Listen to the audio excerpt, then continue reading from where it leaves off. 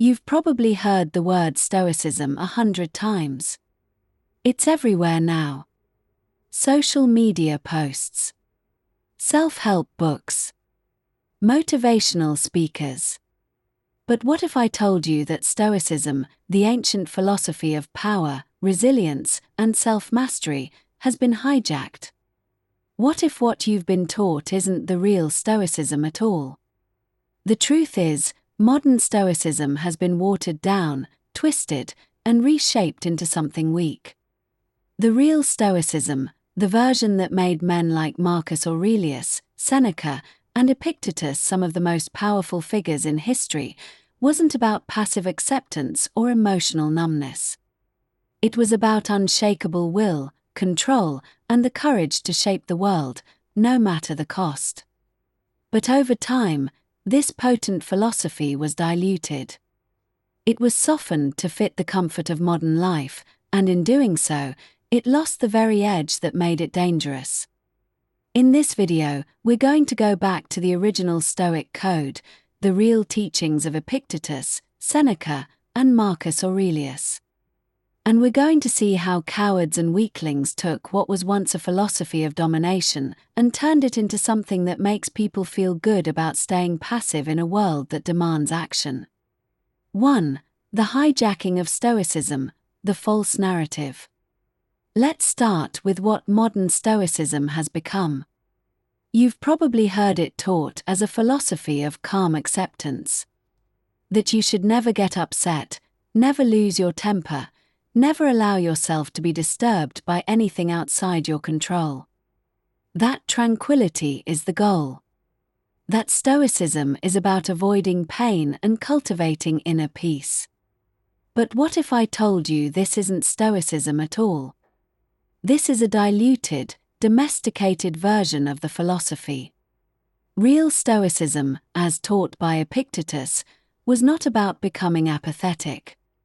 It wasn't about sitting on the sidelines of life and letting things happen to you. It wasn't about accepting life's hardships without resistance. Epictetus, the former slave who became one of the most influential Stoic philosophers, didn't teach passivity.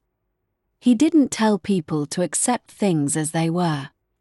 Instead, he taught the will to power, the ability to shape your response to life's chaos, to dominate yourself, and to take control of your destiny. Here's the core lesson from Epictetus. It's not what happens to you, but how you react to it that matters. This is where real power lies, in how you respond, how you control yourself, and how you shape your actions, no matter the situation. But modern Stoicism has been hijacked. It's been sold to you as a way to passively accept the world and keep your emotions in check. What happened to the Stoicism that said, if you want to be a man, control yourself, conquer your weaknesses, and conquer your circumstances? 2. The true Stoic, strength, action, and the will to power. Let's talk about the real Stoics, the men who lived by the code and shaped history with their unyielding will. Marcus Aurelius, the Roman emperor and Stoic philosopher, didn't sit back and wait for life to bring him peace. He led armies. He dealt with betrayal. He ruled one of the most powerful empires in history. And yet, in his private journals, he wrote about facing adversity and finding strength through it. He wasn't writing about avoiding pain or withdrawing from the world. He was writing about how to face pain and overcome it. Here's a passage from Meditations, Marcus Aurelius' personal reflections. The impediment to action advances action. What stands in the way becomes the way. This is action. This is the true meaning of Stoicism.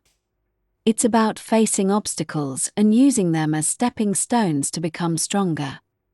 Not about withdrawing, not about avoiding, but about turning adversity into strength. But the modern version of Stoicism has turned this into something else entirely. It's become about retreating from the world, about removing yourself from conflict and never engaging in battle. That's not the Stoic ideal. The real Stoic fights. The real Stoic battles with themselves, with their fears, with their weaknesses. 3. Stoicism and the will to power. Let's take a step deeper. The modern version of Stoicism, the one that's become mainstream, often talks about serenity and tranquility.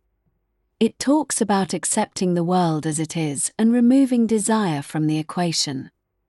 But this is where Stoicism gets dangerous. Because desire isn't the enemy. Weakness is.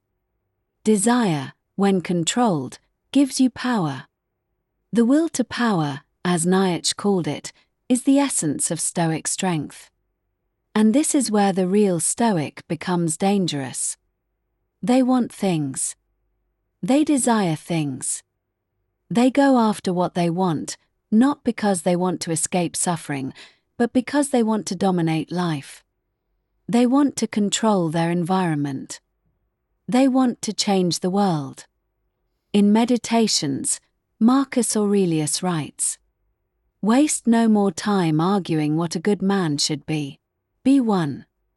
This is a call to action, a call to strength, a call to be a man of power. The real Stoic acts. The real Stoic fights. The real Stoic takes control of their destiny, no matter the cost. 4. The coward's version of Stoicism. So where did it go wrong? Where did Stoicism become about avoiding pain, instead of embracing the challenge? The answer is simple. Cowards hijacked it. In a world that's become increasingly soft, the need to preserve comfort led to the dilution of real Stoicism. People wanted to hear that they could avoid suffering, that they could stay safe from life's challenges. The modern interpretation of Stoicism, where you seek tranquility above all, appeals to people who are afraid to act. People who are afraid of conflict, afraid of struggle, and afraid of change. But Stoicism wasn't meant to make you comfortable. It was meant to make you strong. It was meant to make you unshakable in the face of hardship, unbeatable in your pursuit of power. The Stoic code is about taking control, not running from life. 5. Rediscovering the true Stoic code. So how do you become a real Stoic in today's world? How do you reclaim the original Stoic philosophy? The answer is simple. Live with unshakable will.